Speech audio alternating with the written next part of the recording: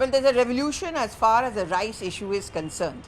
That is because the Agriculture Ministry has given a go-ahead to two genome-derived variety of rice, and the names of these two varieties of rice are the Kamla DRR Dhan 100 and Pusa DST rice. Now, what is the USP of these two varieties? There are multiple varieties of rice which can be genome derived, but these two varieties have been given the thumbs up or the green signal, and it was something which was announced by the Agriculture Minister Shivraj Singh Chauhan.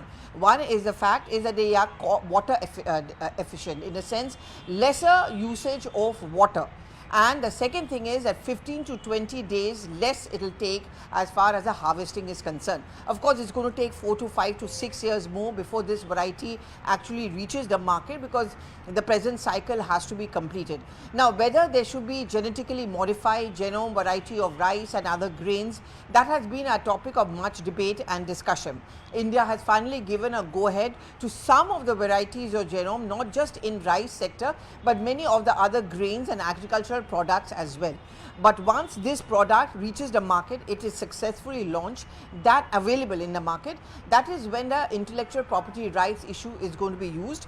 India is also now outside the cap about the genetically modified rice or agricultural product variety. Remember, in the context of climate change, there have been agricultural experts and scientists the world over who have raised concerns because they feel genetically modified products or genome varieties can actually tamper with the climate, which means that you are playing with the environment or with the atmosphere, which can actually lead to an economical disaster or ecological disaster.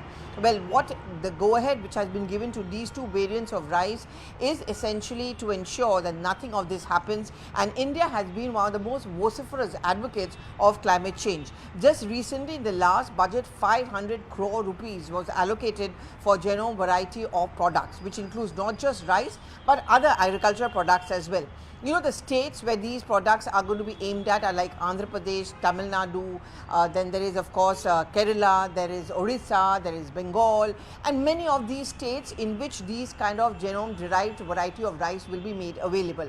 All of this announcement, of course, was made by the Agriculture Minister, Mr. Shivraj Singh Chauhan, and India is now looking at making it more and more cost effective. There is a huge demand and supply. India also exports a large variety of rice and rice products to the world, as well as grains.